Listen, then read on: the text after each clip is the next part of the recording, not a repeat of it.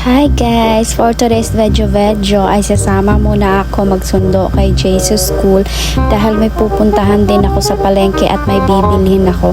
At syempre kasama itong si Bunso na napakakulit at hindi pwedeng hindi siya kasama pag umaalis ako. At hindi din pwede na pag umalis siya ay wala din ako. O mga mami, sinong relate dyan? Sinong may anak na ganito kakulit? Yung bunso na para bang buntot kung saan ka doon din pupunta. At dahil nga maulan ngayon ay nagkikrave talaga ako ng sinigang. Yung sinigang sa gabi, yung sobrang lapot tas ang daming kamatis. Meron na kasing tamban doon. So bala ko, piprito ko yun. And magluluto nila ako ng sinigang para perfect combo. Ewan ko ba bakit ganito yung pakiramdam ko. Lagi akong gutom, di naman ako buntis. Usually talaga guys, ang susundo lang talaga doon kay Jay ay yung banana bells ko kasi lagi akong busy sa bahay and minsan tulog ako pag tanghali. So ngayon ay sasama ako kasi may bibilhin ako na kangkong at gabi kung ano man yung mga kulang. Kasi syempre hindi naman kompleto ang sinigang kapag walang kangkong. So as you can see guys, nasa palengke na pala ako niyan. Medyo maulan talaga, buti na lang may dala akong payong. May dala na payong pero hindi naman ginamit. So una ko palang binili dyan ay yung lutya sa Bisaya, gabi naman siya sa Tagalog. Nagdagdag pa nga ako dyan kasi feeling ko kulangin yung isa na binili ko. So pagkatapos pala yan ay bumili na rin pala ako ng sinigang mix at saka kangkong. Medyo mahal yung kangkong ngayon guys kasi onti lang yung nagbebenta doon sa palengke, so pricey siya. 30 pesos yung bili ko dyan.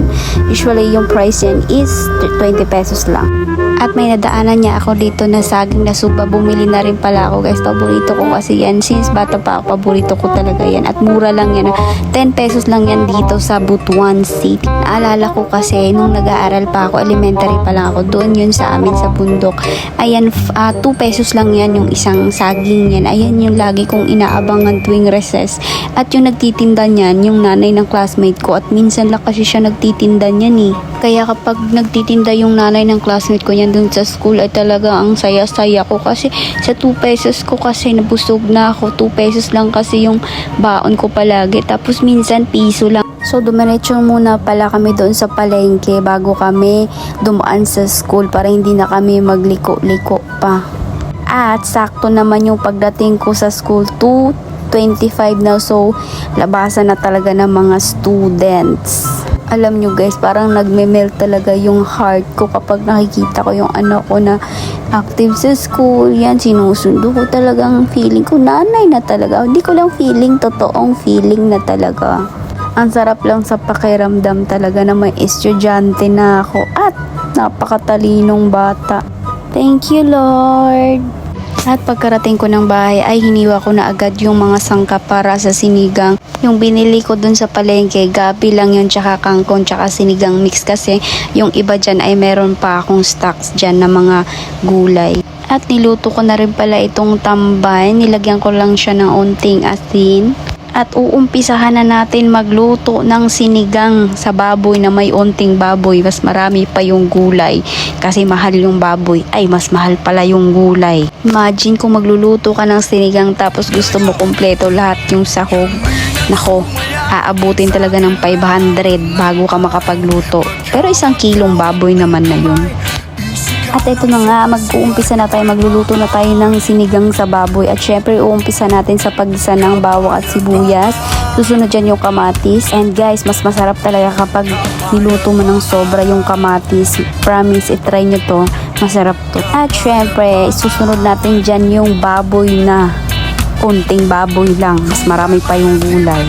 Kasi mas masarap pag maraming gulay, di ba? Mas masustansya yung gulay. Sinabay ko na pala dyan yung gabi para paglambot ng baboy, malambot na rin yung gabi. At pagkalambot ng gabi ay dinurog-durog ko naman siya kasi mas masarap to guys kapag dinurog siya. Kasi mas nagpapalapot din to ng sabaw eh. Plus yung sinigang mix ay malapot din kaya perfect talaga. And after nyan, nilagay ko na pala yung sinigang mix at tinimplahan ko na din ng asin and bitchin.